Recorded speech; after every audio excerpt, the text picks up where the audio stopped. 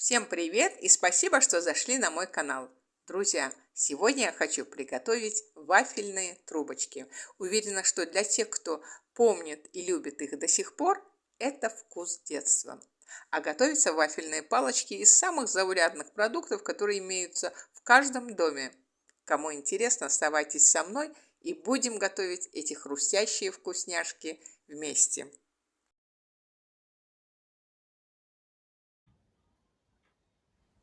А для приготовления вафельных трубочек мне понадобятся следующие ингредиенты. Мука 200-300 грамм, сахар 300 грамм, яйца 5 штук, 200 грамм сливочного масла. Его можно заменить на маргарин. При желании можно положить ванилин, ванильный сахар и соль для баланса вкуса. Я, как правило, этого не делаю. Итак, я масло растворила, дала ему остудиться и теперь добавляю к нему все остальные ингредиенты. Начну с яиц. Я по одному разбиваю яйца и отправляю их в миску с маслом.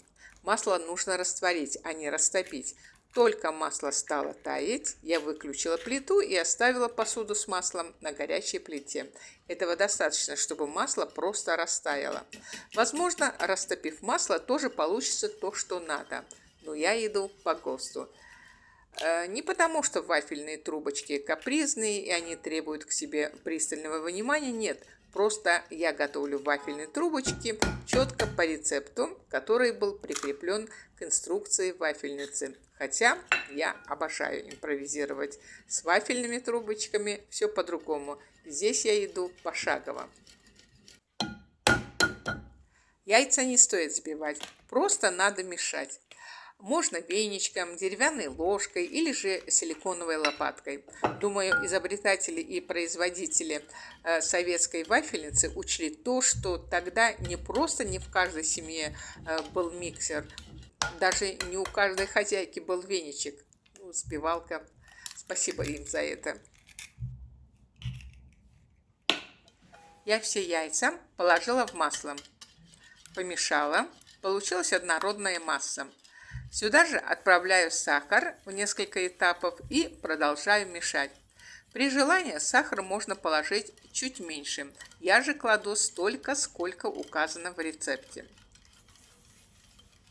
Тем более, что в последнее время в сахаре все меньше и меньше сахара. Нет, серьезно, почему-то сахар становится менее сладким. Возможно, звучит абсурдно, но это так. Кстати, от количества сахара и вафельных трубочек зависит не только то, насколько сладкими они получатся, а еще то, насколько хрустящими получатся вафельные трубочки. Так что я оставляю количество сахара как есть в рецепте, а вы ориентируйтесь на свой вкус. Теперь в несколько этапов добавляю муку. Естественно, муку предварительно просеяла. Мука в пачках остается под грузом собственного веса, а когда мы просеиваем ее перед выпечкой, она обогащается кислородом, благодаря чему выпечка получается более воздушной.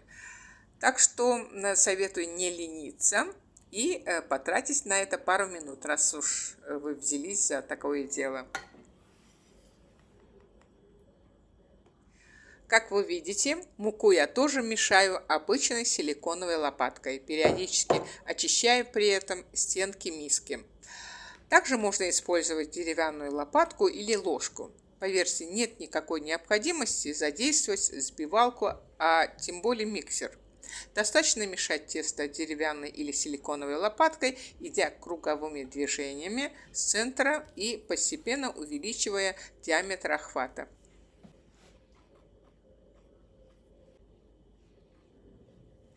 Должно получиться вот такое тесто. Оно должно медленно сползать с лопатки. Примерно вот таким язычком.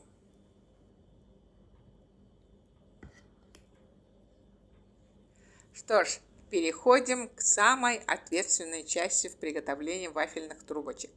Вафельные трубочки я буду печь вот в такой вафельнице, она родом из Советского Союза. Возможно, для многих это какой-то раритет и вчерашний день. Сегодня в магазинах есть огромный выбор вафельниц от разных брендов и с разными программами. У меня такой вафельницы нет, и, честно говоря, когда я слышу отзывы от друзей, знакомых, которые дают предпочтение все-таки советской вафельнице, я понимаю, что торопиться с покупкой мне не стоит. Хотя, кто знает. Друзья, я вафельницу не включаю заранее. Включаю вафельницу уже тогда, когда тесто полностью готово. Пока вафельница греется, а на это уходит 10-12 минут, тесто отдыхает. Скорее всего, современные вафельницы греются быстрее, так что советую учесть этот момент.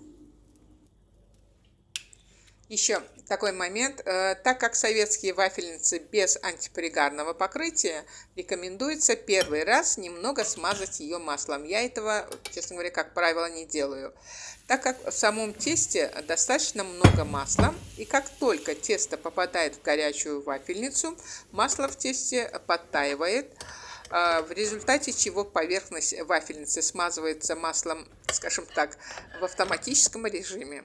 Вы действуете на свое усмотрение.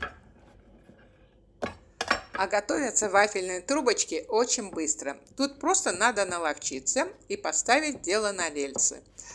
Кладу всего 1 столовую ложку на горячую вафельницу, затем прижимаю ее. Тут надо быть поосторожнее, чтобы не обжечься. И максимум через минуту или может даже меньше очередную вафельную лепешку можно снять с огня. И пока вафельная лепешка, вернее вафельный лист горячий, его можно скрутить в трубочку. Это можно сделать или просто скрутив лист в рулон голыми руками и без ничего, или вооружиться какой-нибудь палочкой. Я раньше применяла для этого самый обычный карандаш, завернув его фольгой, но потом муж вооружил меня вот такой вот палочкой. Чем палочка удобна? Да просто она уменьшает риск обжечься. Еще можно надеть плотные хозяйственные перчатки и, сняв еще горячий вафельный лист с огня, быстро завернуть этот лист в рулон. В перчатках руки не чувствуют жару, что делает вот эту работу с закручиванием горячих листов в рулон комфортнее. Я несколько раз применяла этот метод, когда перед выпечкой не могла найти свою волшебную палочку. Потом выяснилось, что ребенок стащил. Резиновые перчатки меня несколько раз выручали. Так что при желании можете применять и этот метод. Хочу подчеркнуть еще один момент. В рецепте идет 200-300 грамм муки. Я кладу все 300. Для вашего удобства отмечу, что это примерно 1,5 стакана. На случай, если у кого-то нет весов или просто лень возиться каждый раз с взвешиванием продуктов. Все это, конечно, укажу внизу под видео, но сейчас я о другом. Положив все 300 грамм муки, под конец тесто может стать чуть густым. Не советую добавлять масло, а тем более воду. Тесто прекрасно управляется, вафельные листы по-прежнему легко заворачиваются в рулон, так что не советую экспериментировать. Ну что, потихонечку приближаемся к финишной прямой, и я смело могу сказать: вуаля! Хрустящие и вкуснейшие вафельные трубочки со вкусом детства готовы. Из указанного количества продуктов, как правило, получается 24-25 вафельных трубочек. Все, можно поставить чайник. Ну что, похрустим? Да с удовольствием. Ведь каждый хруст вафельных трубочек – это частица пазлов нашего детства, где сидит очень много теплых воспоминаний. Друзья, если у вас дома сохранилось вот такое раритетное оборудование, или, возможно, у вас есть современная вафельница, то обязательно приготовьте вот такую вкуснятину для себя и для своих близких. Ведь ничто не заменит домашнюю кухню. А я благодарю всех за просмотр и очень надеюсь, что мое видео понравилось вам. И если это так, не забудьте ставить лайк этому видео. Напоследок предлагаю посмотреть видеорецепт творожных конвертиков, которые тоже родом из детства. Я пока прощаюсь с вами, но ненадолго. Жду вас на своем канале. Я и рада, всегда вам рада. Пока-пока и до новых встреч!